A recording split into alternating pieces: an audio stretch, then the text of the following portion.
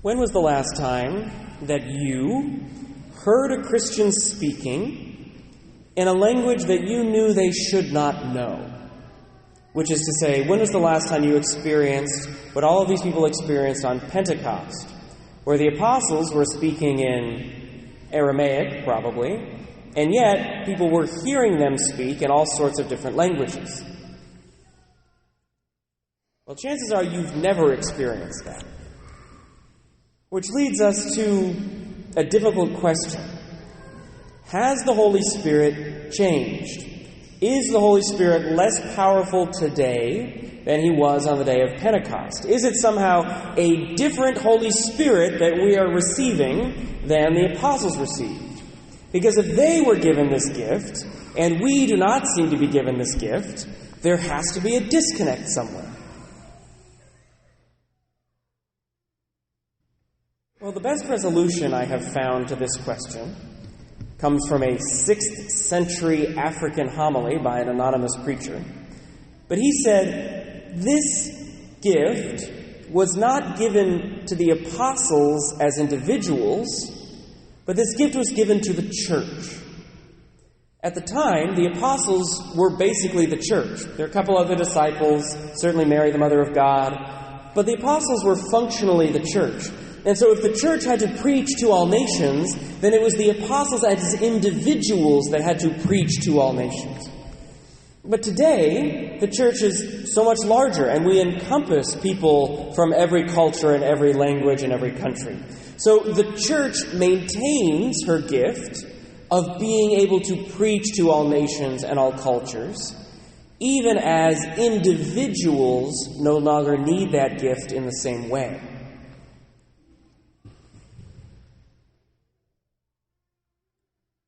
We might ask ourselves then, what languages are present that we need to preach to?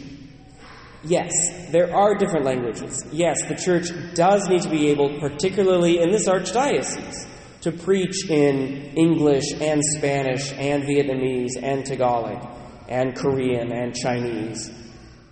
We have this need to still preach in human language, but there are other ways in which we might think about this gift given to the church of her ability to preach to people in different quote-unquote languages. For example, I find it's very easy to preach or evangelize to people with whom I share a lot of life experience. So I grew up in a middle-upper-class family. My family is 4 or 5 generations removed from our nearest immigrant ancestor, and so it was just plain wonder-bread American culture. And my whole interest growing up was the classroom. I was good at school, I focused on school, and so all of my interests are functionally academic interests.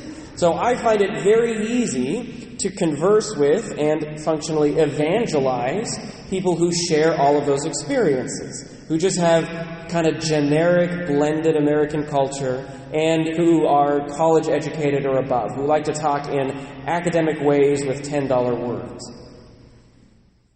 But I really struggle with anybody who doesn't fall into that category. So I don't know what it's like, for example, to be an immigrant. I don't know what it's like to grow up with a lot of economic insecurity. I don't know what it's like to experience oppression or discrimination. I don't know what it's like to have interests that aren't in the classroom, like people who are more into outdoorsy things or into athletics or sports or whatever else. I struggle with those. But the church does not. The church has been given the gift by the Holy Spirit of being able to preach the gospel into every single one of those interest groups or categories or experiences. Now remember, when I say the church, I don't mean the hierarchy. The hierarchy is part of the church with a specific and important role in the church, but the church is the baptized. So when I say that the Holy Spirit has given the church the gift of being able to preach to all nations and cultures and experiences, I mean that you have been given this gift in your baptism and especially in your confirmation. The church's ability to preach to all nations and languages and cultures and experiences comes from your mouths. 3 notes on this. Note number 1. A big part of that is because each of you has a unique faith story. I have my own faith story, and that faith story works really well with other people who have similar outlooks or experiences. But my faith story does not unlock the faith of everybody that I meet. Your unique faith story has been given to you for a reason, and I might say that that reason is possibly a specific person. There is somebody in this world who is only going to come to faith because they hear your story. Somehow it is your story that they need to understand the role of Jesus and the Holy Spirit in their lives. Less than a year ago, we had a parish retreat, parish mission, and during that mission, night number 2, the presenter talked to us about how to tell our story, which our Protestant brothers and sisters would call a testimonial. What does that look like? And it was impressive to me because the formula was very simple.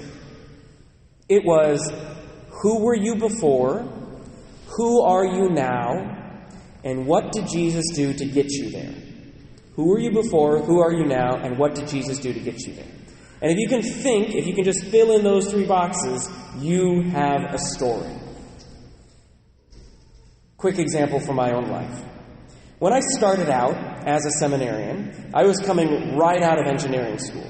And so the words in my mouth all the time were efficiency and sustainability. Which means I put very little stock in parish events. All of my formators, the priest I was working for right away, they were just like, you just need to show up and mix with the people. And I said, what's the point? It's not efficient. What am I doing at that event exactly? Am I teaching something? Am I giving a presentation? Otherwise, I should be using my time to try to advance very explicitly the gospel through teaching catechesis, that sort of thing. So what's the point of just showing up and being there? Today, after the 8 a.m. Mass, I was so sad that we did not have coffee and donuts. Because I just wanted to show up and mix it up with people. And now many of you are sad too. And I get it. We can offer that sadness to Jesus. It's a big transformation for me. I like being with parishioners. I like just being with them. I don't necessarily like being asked to show up to an event just to say a prayer, because I think you can pray too.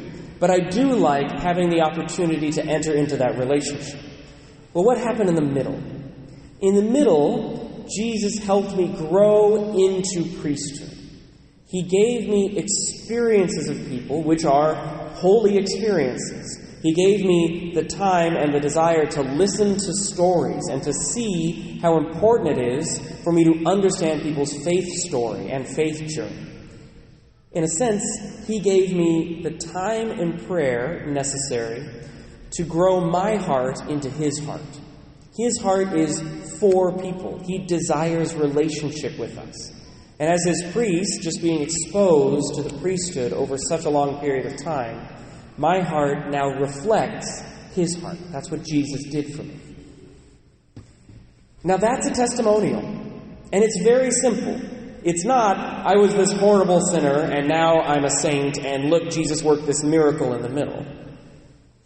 There are slow, perceptible changes that happen in our lives over time through our exposure to and time with the Lord, through our exposure to and time with the Catholic faith, by reading a Catholic book. If you have experienced any change at all because of your faith, you have a story, and that story matters. It is unique, and the world needs to hear it, because the world needs to know how Jesus works in the lives of believers. By giving them that story, you are giving them a window into faith. You are, as the apostles did, preaching to people of different languages and cultures and experiences. Note number 2. When I talk about evangelization, it can be very overwhelming because we think that it relies on our own efforts. Father, you're asking me to do this thing, but I don't feel comfortable being vulnerable with people, or I'm not a good speaker, or I don't know how to enter into deep relationships. I've never been good at making friends, or I just don't feel prepared enough to talk about the faith. Well, are you baptized? Have you been confirmed? Because if you have received the Holy Spirit, and I promise you, this is the Holy Spirit's work before it is your work. He is the one who wants to work through you. You just have to remove the barrier and believe that He will work. Yeah, you got to do a little bit of work. You have to know your story. Knowing your story helps you know how the Holy Spirit and Jesus have worked in your life. But the courage to do so, the ability to do so, the fruits of that, all of those are the Holy Spirit. All of those is the power of God. You are not responsible for anything other than showing up and asking the Holy Spirit to work. There have been some very difficult conversations in my life. Inviting people into faith, or telling some hostile people in my own faith, my own friends or family, about my journey to the priesthood. And I promise you, I could not have gotten through those conversations without the Holy Spirit. But I put myself in the situation. I knew I needed to have the conversation. And then I just poured myself out to God. I just laid in front of Him and begged Him for His grace. And He has always come through. He has never let me down. And so that note is that your story is important. Your story is unique. But it is the Holy Spirit who will do the work for you. If you meet Him halfway, if you take that step out in faith, He will do the rest. You do not need to be intimidated. You do not need to be worried. You have received the Holy Spirit that allowed the apostles to take a small group of friends and expand it into a worldwide religion of salvation. Final note. Sometimes I give the wrong impression about evangelization because my comfort place is the classroom. And I have a tendency to preach like I'm in a classroom, and to teach like I'm in a classroom, and to evangelize like I'm in a classroom. That's just where I'm at. That's why I can't evangelize the world, because not everybody likes classrooms. That's fine. But I want us to remember evangelization looks more than anything else like relationship. And just like your story is unique, and the way the Holy Spirit will support you is unique, the way you evangelize is also going to be unique. It's going to be based in your skill sets and the gifts that the Holy Spirit has given you. So, for example, one of the most striking statistics I've seen in the last year on religion, and particularly the mass exodus from religion that we're seeing in the United States, is that exodus is not happening as strongly amongst the college educated. So we hear stories, go to college, lose your faith. There are plenty of stories like that, and that's true. I wouldn't say college faculty are particularly supportive of Christian faith at the moment. But if you look at the statistics, college-educated folks are more likely to continue to support institutions like organized religion or like, for example, the institution of marriage. The people that we're losing are actually the folks who are not college-educated. Those who usually would have a high school degree, maybe not, who are going into blue-collar work, going into the trades. Those are the folks who are actually abandoning religion at a very, very fast clip, which suggests to us that we have been unable to evangelize for a generation or more folks in that category. Probably because they keep sending priests to postgraduate education and we like to talk like we're in a classroom. So ask yourself, what did evangelization look like in the trades? What does it look like in the trades? Well, a lot of the trades are built on apprenticeship and mentorship. My grandfather spent his whole career after he got out of the army as a machinist. He was just in a machine shop, working on stuff all the time.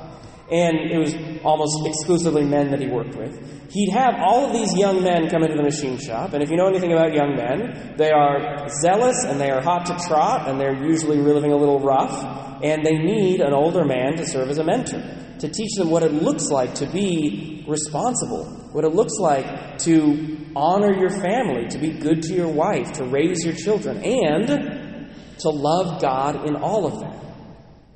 And so a lot of times what evangelization looks like in the trades isn't conversations with a hypostatic union to the nature of the Trinity. What it looks like is, hey, you're not living right. As your mentor, as a guy that you look up to for your job, I'm also going to tell you that your life could look better. That I used to live like you, but then my faith helped me be better. Helped me to love my wife better, to love my kids better. Regardless of your work, white collar, blue collar, whatever, there are a lot of people whose faith helped them leave behind addiction, particularly to alcohol. That story matters. That's what evangelization looks like. This is who I was before, this is who I am now, and this is what Jesus did. Telling that story in the appropriate context, in the relationships we have, in the workplace, with our kids, with other school families, with the people that are in our neighborhood. Those stories are the evangelization. Helping people see that their life could be better with Jesus because your life is better with Jesus. That's evangelization. You barely even have to know the details of the catechism to tell that story.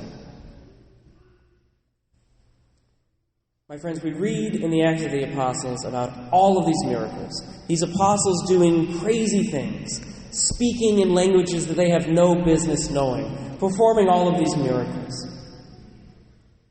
It's the same Holy Spirit. The Holy Spirit continues to work in exactly the same way, but we don't always recognize it. I promise you, the Holy Spirit today in Bellingham, Washington, is speaking in tongues to the assembled masses. The only difference is that those tongues are yours.